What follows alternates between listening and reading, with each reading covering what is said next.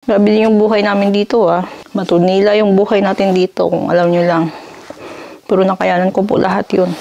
So yeah, I hope all the women around the world that they can also survive from depression. Ang hirap. May hirap talaga. But next time I will discuss with you paano ko talaga na-encourage yung self ko to survive from depression. Kasi sumama ang ugali ng anak namin. Kasi parang nagiging aggressive siya. Palagi siya nagagalit, umiiyak siya.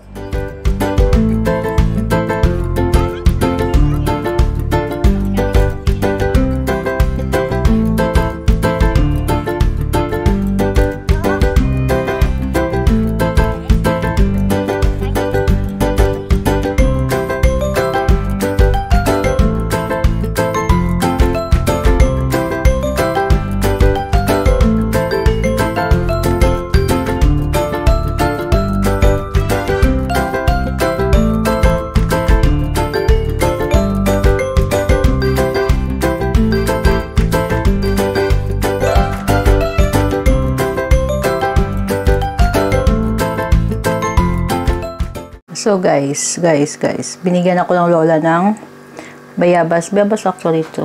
This is red and yellow. Hello guys, good morning. Kagigising. Hindi makagigising. Kanina pala edit ako ng video. Alam niyo yung editing ng video ko. Ano lang yan, ilang araw lang yan na kinukuha. Tapos, at saka ako mag-edit. Sipag no. Kaya minsan walang ma-upload Dahil hindi ko masyado na ina-advance ba. So, yan. So, for example, last night, in-edit ko, ipopost ko next morning. On this morning, i-edit ko. Tapos, ipopost ko on that day. Parang ganun. Katay yung schedule. So, it's already 8:10, guys. Pero, nandito tayo sa bahay. At nagpe-prepare ako ng aming mga breakfast. Yan. Nagpe-prepare tayo ng breakfast. At saka si Beatrice nandito. Alam niyo kung bakit. Nandiyan yung bag. Tingnan natin kung anong ginagawa nila. What are you doing, Bea? Mama is vlogging. Hello to my vlog. Mama, look at the camera. Yeah, I saw it. Naglalaro sila. Naglalaro yung bata kasi pinalaro lang namin.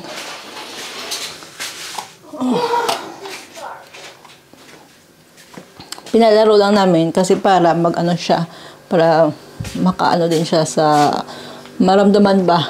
Alam niyo bakit wala silang pasok? Nagwelga yung mga teachers. So, actually, we received an email last night at 10 p.m. Buti na lang, kasi normally yung asawa ko, natutulog yan. Ewan ko, anong ginawa nun? Bakit ginawa yung phone niya? Bakit kinuha yung phone niya sa labas? Kasi we have restrictions here in the house. We have kaming ini-implement sa bahay na bawal gagawin bago matulog or during sleeping. Yung isa sa mga implementation po, tapusin mo natin yung welga. Hindi namin alam kung anong reason, pero na-receive namin sa email na meron hindi sila papasok or they will decide it tomorrow pag nandun na kami. So, instead, pa namin magdi-decide, pupunta pa doon. So, instead, hindi na kami pumasok, di ba? Pupunta doon, tapos kung wala lang naman. So, yan. So, about sa restrictions namin sa bahay na most restricted na activity na sa bahay na ito is bawal po electronics devices sa loob ng bedroom during sleeping time. So, anything na bago ka matulog, you have to turn off your phone or pad at saka i-charge. Yun po ang patakaran namin dito sa bahay na to. Hindi po kami natutulog na may phone sa tabi. Alam niyo kung bakit nangyari yun? Kasi, last time, yung asawa ko, when he was sleeping sometimes, when we were sleeping, tapos, bigla siya nagising. Pick up yung phone. Tapos, ang sakit sa mata. Ako pa naman, ang bilis ko pa naman magising. Pag anong ko, ang sakit sa mata kasi nasa yung phone nga. Sabi ko sa kanya, from now on, we should not have a phone in the bedroom during sleeping hours. As in, wala yan. simula noon, ilang years na yan, implemented yan dito sa bahay. Bawal ng electronics devices during sleeping hours. Yung si Beatrice, walang pad yan sa bedroom pag natutulog. Turn off talaga yan. Restricted. Yun talaga ang pinakapatakaran. At nasanay na po kaming lahat na ganyan. So, yeah. Kasi before natutulog, nasa ilalim ng unan, yung phone, di ba? Parang, Diyos ko. So, yan. Kasi disturbing. Lalo na pag may mayroon kang problem sa sleeping mo. So, minsan pag matitempt ka, tapos tagal mo na, nandun ka pa rin sa phone. Di ba? So, yeah. You better try to practice. Practice lang naman. You will get used of that. Ganun kami dito. So, ilang years na yan namin na patakaran hanggang ngayon, sinusunod namin yon. So, yeah. Tuloy ko muna yung aking paghahanda ng breakfast. And let's see what gonna happen to our day today. Kasi nga, pag maganda yung araw, yung maganda yung panahon, we have something to do sa labas. May sheet metal kami doon sa labas, ilalagay namin sa bubong. So, kasi mayroong area sa bubong na kailangan i-coveran. So, ganyan. So, let's see. So, Beatrice, Bea, come on. Let's comb your hair. Come on, let's comb your hair. Here. Let's comb your hair because Mama and Papa, we are going to make the sheet metal on the roof. Takpan namin, guys. Hindi naman siya mainit, kaso lang mamaya gagawa kami ng ng papa niya sa bubong. Kasi yung bubong namin dito kasi bawal na yung tubig mo mapunta sa kapitbahay mo. Meron kasi ganun na dito. Sa atin na mga sigurista, tapos pag nauna ka magpatayo ng bahay mo, tapos yung bubong nakaslide sa kabila. Bawal po yan dito napupunta yung tubig sa kabilang bahay. So, yung bubong kasi namin, yung gumawa ng roof na ito sa main, wala kasi ako dito. Yung sa kitchen, nandito ako. Pero yung sa roof, yung papa, tatlo sila, mama niya, at saka siya. Habang nilalagay yung roof tile. So, giuntop sa iyang amay, ang tile. Karon, ang problema, kung kisa, pag hindi magiging permi, kung kisa, pag tudo-tudo ang ulan, sulod ang tubig sa wall naman. Beatrice, can you please sideways, please? So, ayun. Pero kami na nagbakalsang gibutangan na namon, sheet metal. Pero nakulang. So, kablo ko naman dito. Dito kasi, hindi mo naman magagawa yun entire year. Kasi pag umuulan o winter, mahirap po mag-construction. Kaya tigil na din ako sa construction eh. Kasi pa winter na, mahirap gumalaw. Mahirap kumilos-kilos. So, yun. Yung papa niya, binilhan kami ng sheet metal. Siya yung bumili ng last na sheet metal kailangan namin. Grabe yung pagmahal, guys. Dati yung nabili namin sheet metal, kasi pinaikutan niya namin kada edge ng bubong namin. Para hindi tumagos yung tubig. Mahirap talaga yung renovation, guys. Lalo na pag sobrang luma ng building. So, mas mano pa kaysa sa bagong bahay yung gawain. Tapos yun. Lagyan namin ng dati, yung binili namin na sheet metal, ilan ba yun? 4. Ang cost, kada isang sheet metal, wait lang ba? Ang isang sheet metal cost, put your head up, please. Bring it up. Ang isang cost ng sheet metal is 20 euros lang yata yun. Yung 140 by 250, 2.5 meters ba.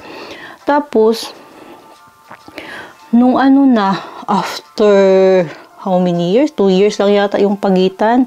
So, we decided to buy another one kasi para sa kabila naman. Hindi naman kasi namin pwede yun na magbumili ka tapos standby mo lang. Kasi ako gusto ko, pag bumili ng material, gamitin ka agad. Ayoko yung naka-standby dyan sa tabi. So, yun. After 2 years, guys, umakyat from 20 to 100. 2 years? 4 years? 2 3 years. Umakyat ng 20 to 100. Grabe yung itinaas. parang naloka ako sa taas. Nagulat talaga ako nung last time pagpili namin ng asawa ko, bumili kami.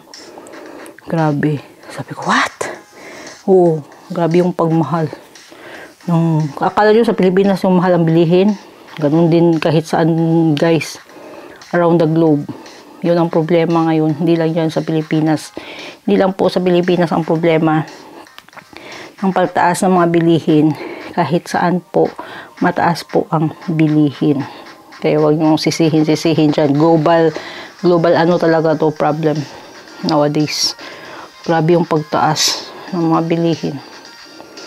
So yan, yun ang nangyayari. So yung bumili, yung papa niya, gisakop na lang may, kaya bumili din siya kasi ng mga materyales doon. Kilala namin yung owner ng company. Tapos yun. Diyos ko, ang mahal. Tapos, yeah, ganyan lang. Nangyayari. Kaya kung you are complaining there sa Pilipinas, ganun din po dito. Wala pong pinagkaiba. Yung pagtaas ng mga bilihin. Grabe talaga. Imagine nyo from 20 to 100 kung ganun kataas yung itinaas. So yeah, ganyan. So, antayin ko yung asawa ko. Pakita ko sa inyo yung sheet metal. Ang, yung thickness noon, 0.5. Pero na-imagine nyo dati, gumagawa ako. Tapos, si Beatrice, nasa yung stroller. Stroller ba? Yung pinupush mo. Nilalagay ko lang dyan si Beatrice. Tsaka gumagawa ako. Kung naluluto ako kasi malayo yung kitchen namin sa kwarto eh. Alam nga naman ilalagay ko dito. Dinadala ko siya doon sa tabi ko. Hindi naman sa tabi. Yung makikita ko ba. Grabe din yung buhay namin dito ah. Matunila yung buhay natin dito kung alam nyo lang. Pero nakayanan ko po lahat yun. Kayanan ko, thanks to God, nakayanan ko lahat. Kaya ngayon, nakikita nyo yung tao na masyadong strong na kahit walang mga kaibigan around her, you can imagine how strong that person is. Diba? Sa mga pinagdaanan niya sa buhay. So, she wants more to have a peaceful life. And she is more at peace. Na walang istorbo ba. I have a lot of friends naman around the globe. At saka, pag message mo naman, sumasagot naman ang mga yun. But, may mga buhay din sila. May sarili din akong buhay. So, for now, wala akong kontak sa kanila kasi dami kong ginagawa. Dami kong ginagawa dito. Tabingi yung mukha ko, no? Swollen kasi yung ko dito. Ayan. So, ganyan. So, yeah, I hope all the women around the world that they can also survive on depression. Ang hirap. May hirap talaga. But next time I will discuss with you paano ko talaga na-encourage yung self ko to survive from depression. Hindi ko yun inalaw. I don't let depression swallow me. Kumbaga. So, yun. Ikaw na mismo sa sarili mo makakatulong. Walang iba. So, next topic, ay ko yun. Yung paano ako nakasurvive. Kasi kung tutuusin, walang Pilipino dito sa paligid. Wala akong malapit na pamilya. Wala akong malapit mga kaibigan. Tapos yun. Tapos, family lang talaga. Ito, 3 kami. Tsaka yung parents ng asawa ko. Yun lang. So, yeah. Sa susunod na natin i-discuss yun. Pakita ko muna sa inyo yung ating sheet metal na dadalhin. Hinahanda natin yung sarili para ba't parang ang buhok ko may natira. May natira. Hindi pa ako nakapaghugas. Unahin ko muna ito yung gawain namin. So, meron tayo ditong ito po ay foam na kailangan natin para palikit, para hindi lumipad yung sheet metal. So, doon meron din tayo dito para to stick together. Kulaba. And then we have our gloves. Hindi lang yun ganito guys, kula at saka foam. This one is will stick from sheet metal to the roof tile. This one is sheet metal to sheet metal. And then this one, kasi may existing sheet metal doon. Tsaka this one is a rivet. Ito po yung talaga mag-hold together. So, yan. Yung gagamitin natin. So, ito yung sheet metal natin dito. Ito. Nadalhin natin. Na-imagine nyo guys. Hinati namin ang asawa ko. Alam nyo ba dati, yung buong sheet metal yan. Dinadala namin sa bubong. Yan. This is 50 by, what is that, 140, 50, 190. Ayan. Nadalhin natin yan sa bubong. Mamaya. Doon sa gilid. Tahimik. Medyo ano ako kasi. Natutulog po yung mga kapitbahay. So, po yung kapitbahay. Tayo masyadong maingay. Tapos yun, ilalagay natin yan. Yun na lang yung sheet metal. Konti lang yan, at least dalawang half-half lang yung gagamitin natin. Gagawin natin. Kung imagine nyo lang paano umakyat ng bubong dati. It's 9:25. So, hindi pa ako nakapaghugas. Mamaya ako na gagawin. And then I put the meat to defrost para ready na rin sa lunch. Meron akong plano kung gagawin natin for lunch. So, ganyan yung buhay natin dito. Hindi pwede na may ginagawa tayo, hindi tayo pwede magluto. Tayo pa rin magluluto. So, yan. So, Beatrice, ano lang, nandiyan lang siya, maglalaro lang siya ng computer or her pad. Dami naman siyang choices na laruin eh. Kakalaro lang yan ng, ano niya, ng Hot Wheels niya.